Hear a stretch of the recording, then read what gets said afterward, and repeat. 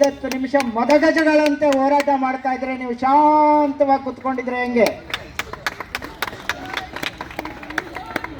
ಭೀಮ ದುರ್ಯೋಧನರ ಕಾಳಗದಂತೆ ನಡೀತಾ ಇರುವಂತಹ ಈ ಕುಸ್ತಿ ಪಂದ್ಯಾವಳಿಗಳು ಪೂರ್ತಿ ಗ್ರಾಮೀಣ ಕ್ರೀಡೆ.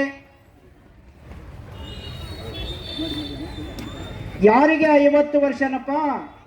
ಯಾರಿಗೆ ಕುಸ್ತಿ ಆಡ್ತಾ ಇರೋರು ಯಾರು? ಹಸಿರು ಕಾಚ ಕಟ್ಟಿರೋರ?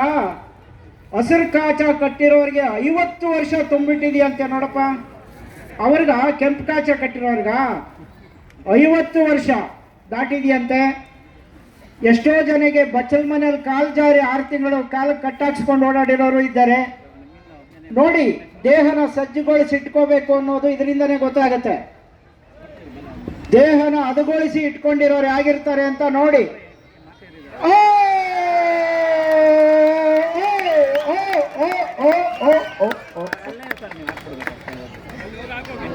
ತುಂಬಾ ಹೆವಿ ಆಯ್ತು ಅನ್ಸುತ್ತೆ ಕೆಳಗಡೆ ಇರೋರು.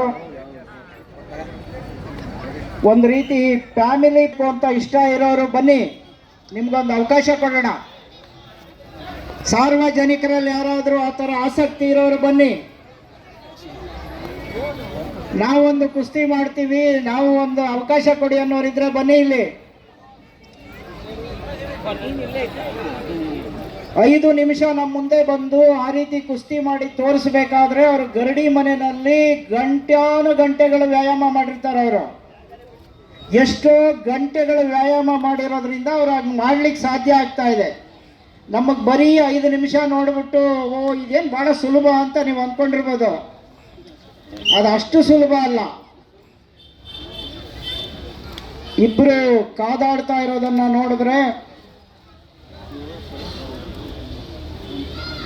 ಗರಡಿ ಮನೆಯಲ್ಲಿ ಅವರು ಮಾಡಿರುವಂಥ ಸಾಧನೆ ಮೇಲೆ ಅದು ನಿರ್ಧಾರ ಆಗುತ್ತೆ.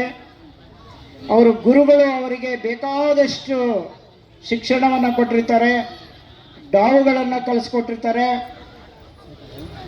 ಇದಕ್ಕೆ ತೀರ್ಪುಗಾರರಾಗಿರೋರು ಕೋರಾಪೀಠ್ ಪಾಪಣ್ಣ ಅಂತ.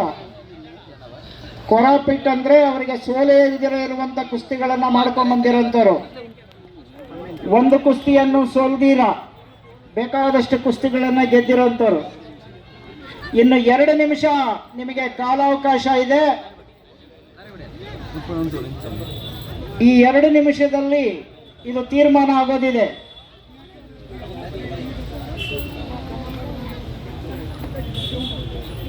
ನೀವೆಲ್ಲರೂ ನಿಮ್ಮ ನಿಮ್ಮ ಊರುಗಳಲ್ಲಿ ವ್ಯಾಯಾಮಗಳನ್ನು ಮಾಡಲಿಕ್ಕಾಗುತ್ತೋ ಅಂತ ಯೋಚನೆ ಮಾಡಿ. ವ್ಯಸನ ಮುಕ್ತರಾಗಿ.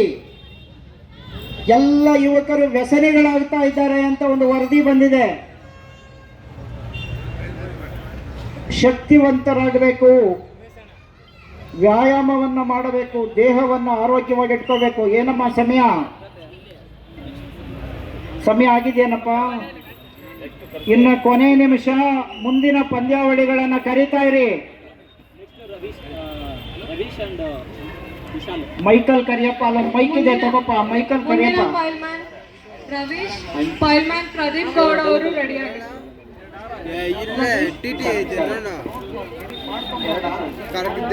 ಪೈಲ್ಮ್ಯಾನ್ ರವೀಶ್, ಪೈಲ್ಮ್ಯಾನ್ ವಿಶಾಲ್ ಅವರು ಬರಬೇಕು.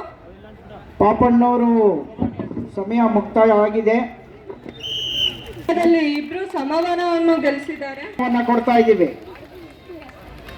ತಮ್ಮಲ್ಲಿ ಯಾರಾದರೂ ನೋಡ್ತಾ ಇರೋರ ಪೈಕಿ ನಾವು ಕುಸ್ತಿ ಮಾಡಬೇಕು ಅಂತ ಇರೋರಾದ್ರೆ ಬನ್ನಿ ಇಲ್ಲಿ.